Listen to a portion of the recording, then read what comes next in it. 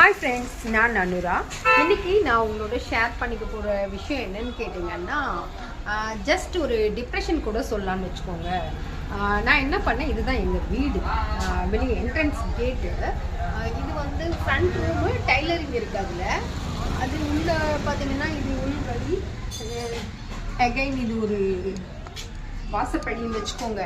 Entrance இதுதான் எங்கள் வீட்டோட உள்வாசல். ஓகே, இப்போது இந்த சந்து முதல்ல என்ன பண்ணேன், இந்த வீட்டுக்கு வந்த புதுசில் இந்த சந்துக்குள்ளே டைலரிங் மிஷின் போட்டு ஸ்டிச் பண்ணுவேன். ஒரு கட்டத்துக்கு மேலே எனக்கு என் அப்பா இறந்த உடனே டிப்ரெஷன் அதிகமாகிடுச்சு. ஸோ என்ன பண்ணேன், இந்த கேட்டை லாக் பண்ணிப்பேன்.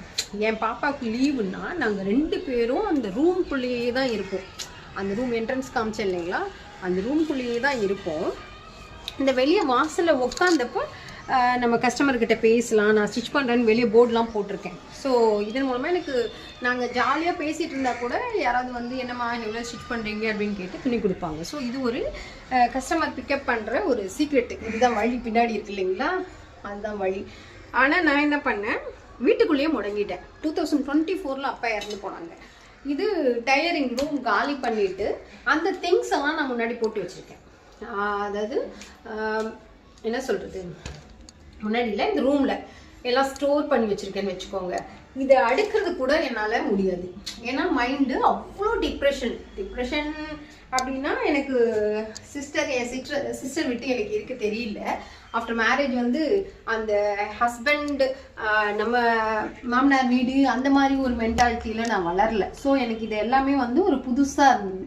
அப்பா வளர்த்த பொண்ணுங்கிறதுனால எல்லாமே எனக்கு பெரிய ட்ராபேக்காகவே இருந்ததுன்னு வச்சுக்கோங்க. ஏன்னா நான் மாற்றிக்கவே முடியல. என் சிஸ்டரோட குழந்தைங்கன்னா எனக்கு ரொம்ப இஷ்டம்.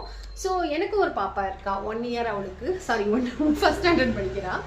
ஸோ எனக்கு குழந்தைங்களோட இருக்கணும், ஜாயிண்ட் ஃபேமிலியாக இருக்கணும் அப்படின்னாலும் ஆஃப்டர் மேரேஜ் வந்து நம்ம என்னதான் செட் ஆனாலும் நம்மளுடைய மனநிலைக்கு எல்லாரும் ஒத்து வரணுன்றது கிடையாது இல்லைங்களா. ஸோ அந்த மாதிரி சில பிரச்சனைகள்லாம் ஃபேஸ் பண்ணேன்.